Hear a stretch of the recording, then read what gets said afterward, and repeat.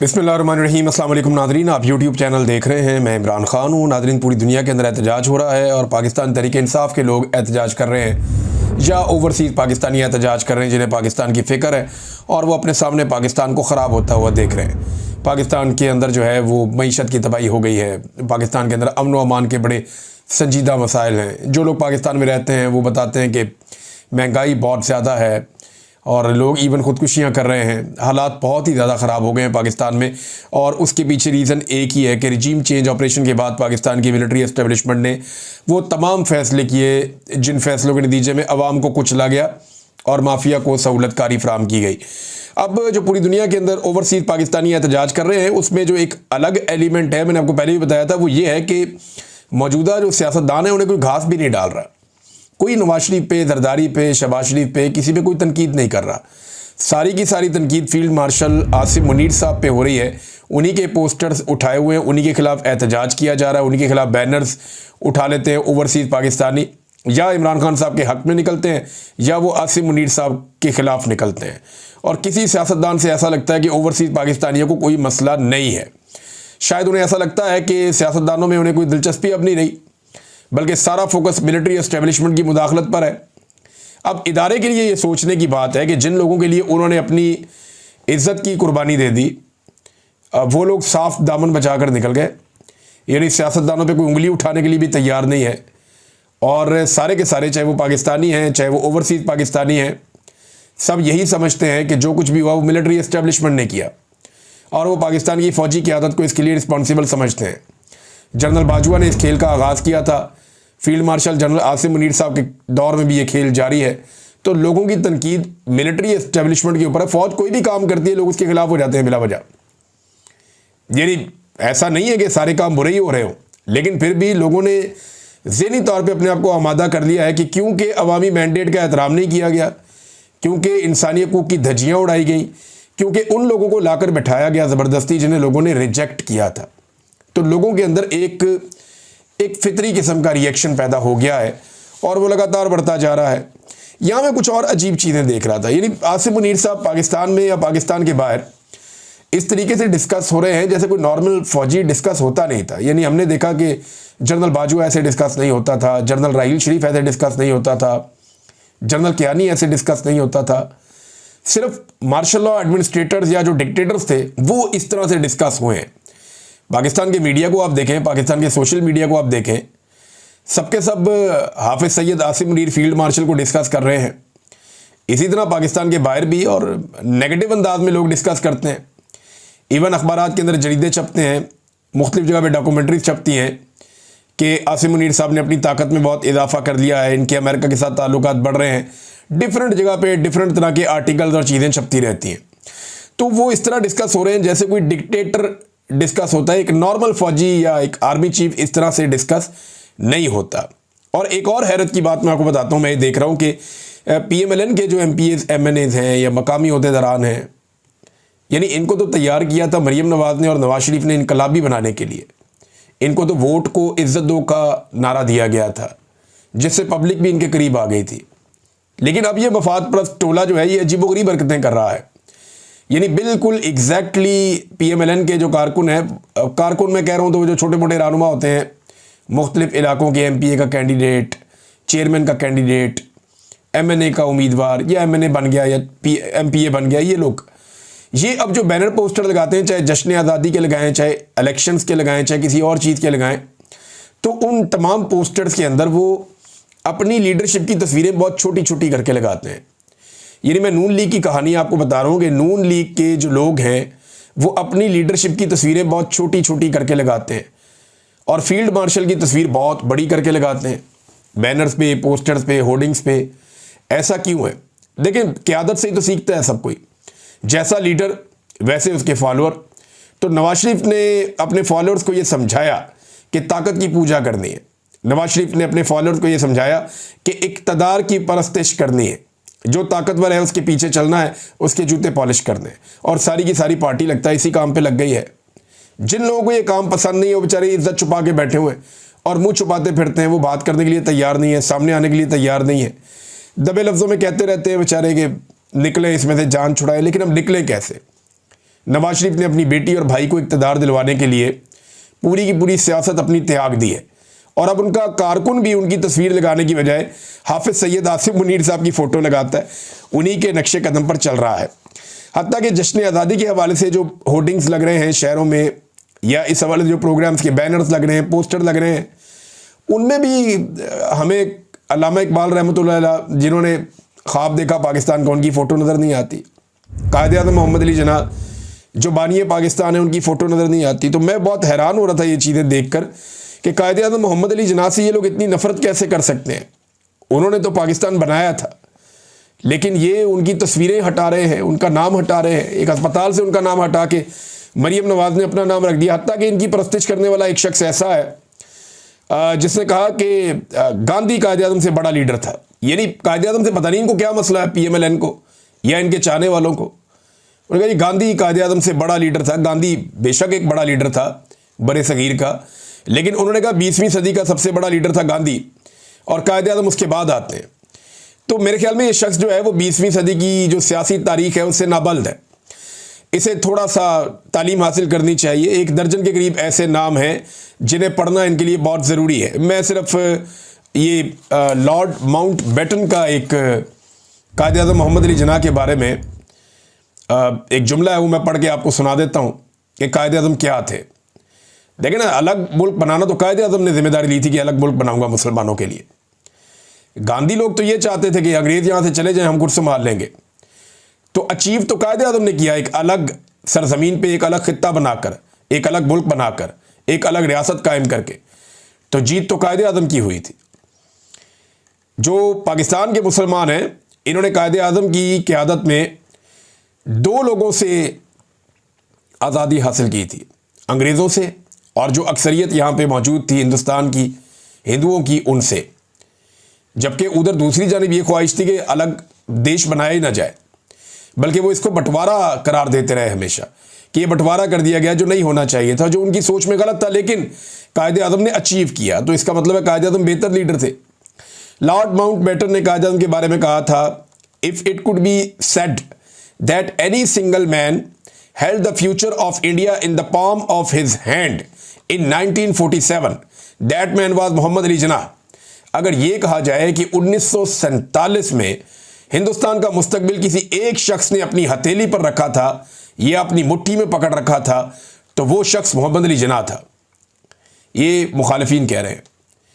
और mount baton ने कायद-ए-आज़म मोहम्मद अली जिन्ना को फेस किया था, और वो ये जानता था कि कायद-ए-आज़म मोहम्मद अली जिन्ना किन ज़हनी सलाहियतों के मालिक थे और कैसी लीडरशिप क्वालिटी कायद-ए-आज़म मोहम्मद अली जिन्ना में थी। वैसे इन्हें पढ़ना चाहिए, विंस्टन चर्चिल को पढ़ना चाहिए, नेल्सन मंडेला को पढ़ना चाहिए, फ्रैंकलिन रूज़वेल्ट को पढ़ना चाहिए, मार्गरेट थैचर को पढ़ना चाहिए। बरतानिया में इन्होंने जो जदीद बरतानिया उसकी बुनियाद रख दी थी और बरतानिया को हमेशा के लिए बदल के रख दिया। मार्टिन लूथर किंग को पढ़ें, आपको पता चलेगा कि वो क्या आदमी था। मुस्तफ़ा कमाल अतातुर्क को भी पढ़ लें आप, अगर टाइम मिले तो। 20वीं सदी के लीडर्स के बारे में मेरे ख्याल में कुछ भी नहीं जानते। उन्होंने उठा के कहा जी नंबर 1 लीडर गांधी को करार दे दिया और कहा कायद-ए-आज़म कहीं बाद में आते हैं। बहरहाल ठीक है, जिन्होंने कहा उनकी मर्ज़ी है।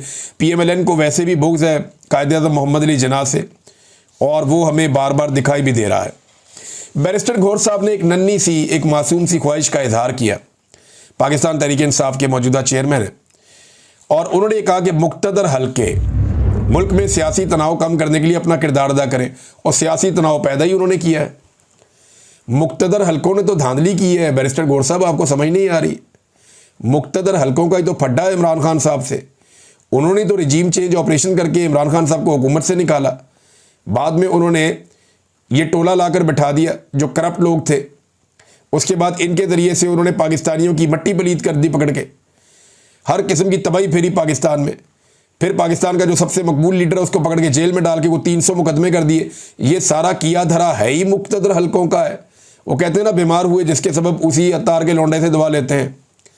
यानी जाते भी उधर ही है जहाँ से इनको तकलीफ़ मिलती है।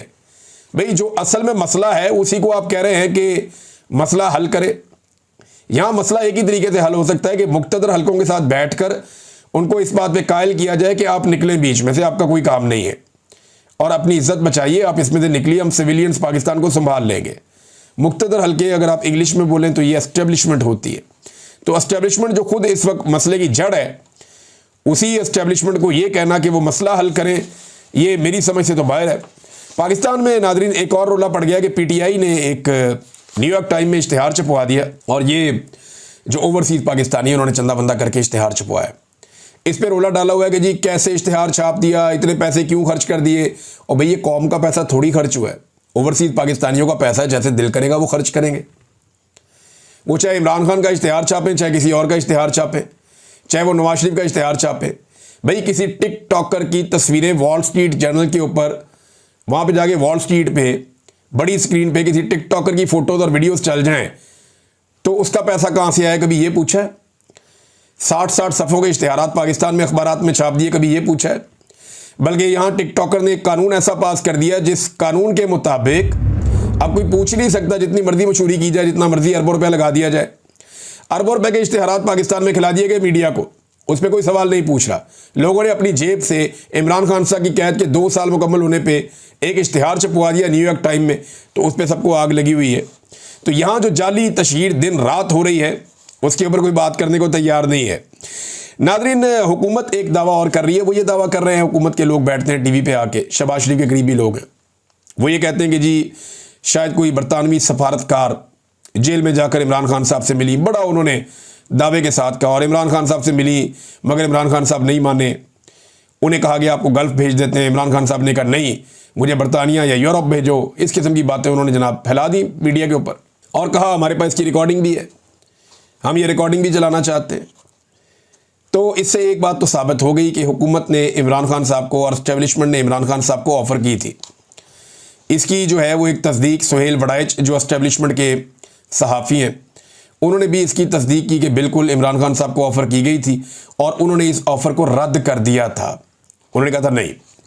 दूसरा, इमरान खान साहब को बार बार ये कहा जाता है अगर आप खामोश हो जाएंगे तो आसिम मुनीर आपके लिए गुंजाइश पैदा करेंगे, आपको कुछ भी नहीं कहा जाएगा, आप खामोश हो जाएं, सेटअप को चलने दें। लेकिन इमरान खान साहब हार मानने को तैयार नहीं है, वो ये कहते हैं सेटअप मैं नहीं चलने दूंगा, इलेक्शन तो मैं जीता हूँ, हुकूमत तो मुझे मिलेगी। तो इसी तरह जनाब अब ये जो दावे किए जा रहे हैं कि इमरान खान साहब ने डील लेने से इनकार कर दिया, इससे एक तो ये साबित हो रहा है कि उन्होंने डील लेने से इनकार किया और हुकूमत उन्हें बाहर भेजना चाह रही थी।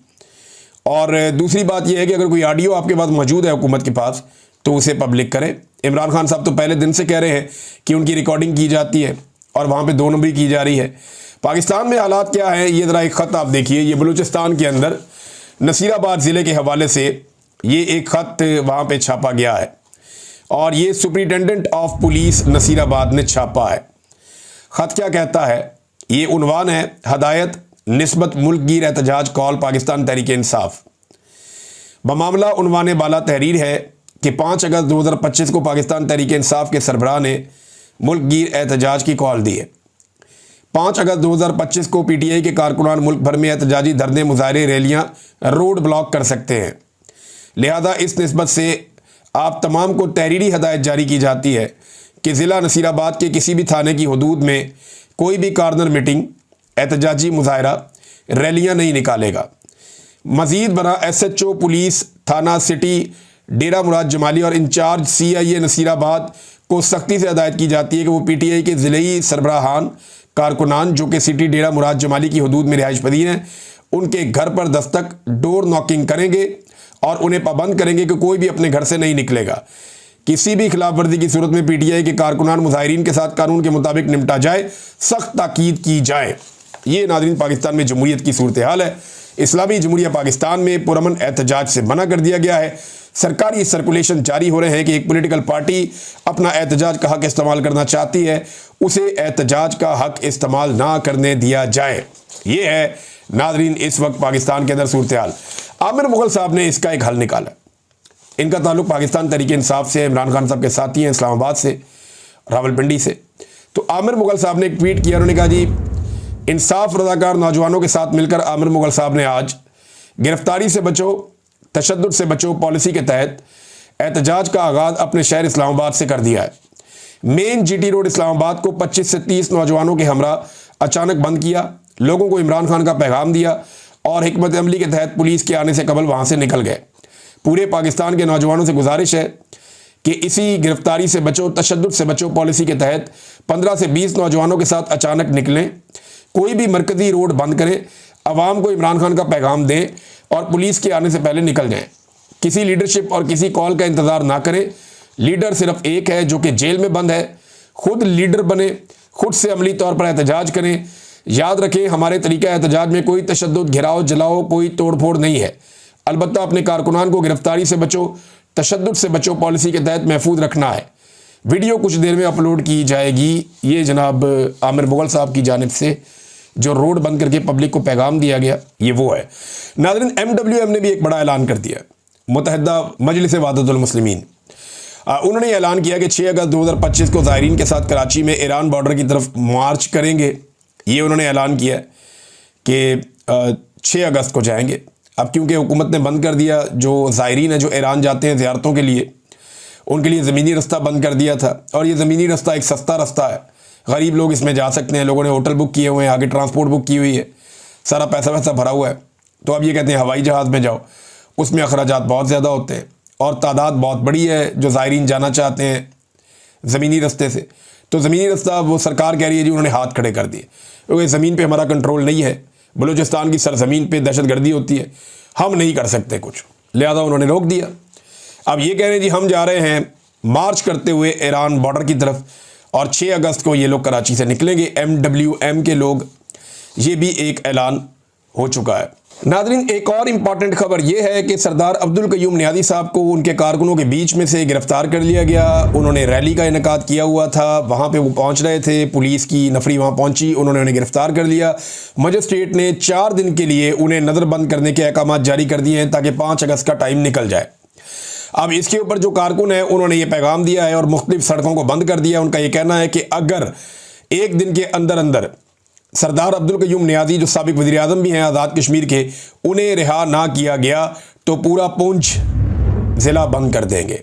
पुंछ का पूरा इलाका जो है उसको बंद कर देंगे, फिर ना कोई आएगा ना कोई जाएगा। तो आज़ाद कश्मीर में ये सूरत हाल पैदा हो गई है। रीज़न, सरदार अब्दुल कयूम नियाज़ी जो साबिक वज़ीर आज़म है उनको गिरफ्तार किया गया। वो एहतजाज करना चाहते थे इमरान खान साहब के हवाले से। दूसरी जानिब क्रैकडाउन नाज़रीन बहुत तेज़ी से जारी है। पूरे पंजाब में ज़बरदस्त किस्म का क्रैकडाउन हो रहा है। एक वीडियो सामने आई जहाँ पे तहरीक इंसाफ के नौजवानों पे मुबैना तौर पे ये वीडियो के अंदर नजर आ रहा है तशद्दुद किया जा रहा है, उन्हें घसीटा जा रहा है। एडवोकेट सलमान शाहिद ने दावा किया कि ये सारे PTI के लड़के हैं, तो उनके साथ पुलिस जो सलूक कर रही है मैं देखकर हैरान हो रहा था कि चोरों डाकुओं वाला सलूक जो है वो आम नौजवानों के साथ, जो काम करने वाले नौजवान हैं, उनके साथ किया जा रहा है। और दूसरी जानिब एक वीडियो आई है जो पुलिस स्टेशन लियाकताबाद लाहौर से है। उसके बाहर खड़े हुए लोग ये बता रहे हैं कि थाने के अंदर उसको सील कर दिया गया, थाने को, उसके अंदर बच्चों को और ख़वातीन को गिरफ्तार करके लाया गया है। और इन बच्चों को गिरफ्तार करने की वजह यह है कि ये बच्चे इमरान खान जिंदाबाद के नारे लगा रहे थे, कौन बचाएगा पाकिस्तान, इमरान खान, इमरान खान। तो ये नारे लगाने की वजह से बच्चों को पकड़ के थाने में ले गई पुलिस। अब आप अंदाज़ा करें कि इमरान खान का खौफ इस पूरे निज़ाम के सर पे चढ़ के बोल रहा है। पाकिस्तान तहरीक इंसाफ का इस पे मौक़िफ़ आया कि 5 अगस्त का खौफ फस्तायत अपने अरूज पर। रात के इस वक्त भी लाहौर में तहरीक इंसाफ के खिलाफ सख्त तरीन क्रैकडाउन जारी है। अभी तक गिरफ्तार कारकुनों की तादाद 150 से ज़ायद हो चुकी है। छोटे बच्चों को भी गिरफ्तार किया जा रहा है। घरों, दुकानों, डेरों पर छापे मारे जा रहे हैं। हमारे वकला को मिलने की इजाज़त भी नहीं मिल रही। पंजाब हुकूमत शर्म करो। वो पंजाब हुकूमत ने तबाही फेरी हुई है। मरियम नवाज़ को इस बात की परवाही नहीं है, बिल्कुल परवाह नहीं है। मैं हैरान होता हूँ इस किस्म के लेटर जो हैं वो सरकारी लेटर पैड से ऊपर, वज़ीर आज़म का भी लगा हुआ था एक जगह पे, वो गर्दिश कर रहे हैं सोशल मीडिया पे, जिन पे लिख लिख के देते हैं PMLN के अहदेदारान या सरकारी लोग कि ये बंदे पहले PTI में थे, अब ये PMLN ज्वाइन कर ली है, लिहाजा इनको पुलिस गिरफ्तार ना करे। अंदाज़ा करें आप, यानी बंदों के नाम लिखते हैं, उसके ऊपर लिखते हैं कि ये बंदे पहले PTI के अंदर थे, अब ये PMLN को ज्वाइन कर चुके हैं, लिहाजा अब इन्हें गिरफ्तार ना किया जाए। मुझे अच्छी तरह याद है कि जब परवेज़ मुशर्रफ का दौर था, एक डिक्टेटर का दौर, उस दौर में यही कुछ नून लीग के साथ होता था। नून लीग के जो लोग काफ लीग में शामिल हो जाते थे उनकी गिरफ्तारियां बंद हो जाती थी, और जो लोग नून लीग के अंदर रह जाते थे नवाज शरीफ के साथ, उन्हें गिरफ्तार किया जाता था, उन्हें तंग किया जाता था। तो अक्सर लोग ये इस किस्म के लेटर या अपने कार्ड के पीछे या वो लिख कर दे देते थे कि अब इन्हें गिरफ्तार ना किया जाए, इनका ताल्लुक काफ लीग से है। तो उस बंदे को सत्ते खैरा हो जाती थी, उन्हें फिर पुलिस गिरफ्तार नहीं करती थी। लेकिन यहाँ पे आप ये देखें कि वही आज नून लीग सब कुछ कर रही है जो डिक्टेटर के दौर में नून लीग के साथ हुआ है। और आज तो डिक्टेटर है भी नहीं ना, जमहूरी दौर कहा जाता है सो कॉल्ड। लेकिन इमरान खान साहब कहते हैं मुल्क में तो डिक्टेटरशिप नहीं, मार्शल लॉ नहीं, आसिम लॉ इस वक्त नाफिज है और सब कुछ वो किया जा रहा है जो सैयद आसिम मुनीर साहब को फ़ायदा पहुंचा सकता है। नाज़रीन, अब तक के लिए इतना ही। अपना ख्याल रखिएगा, अपने इस चैनल का भी। अल्लाह हाफ़िज़।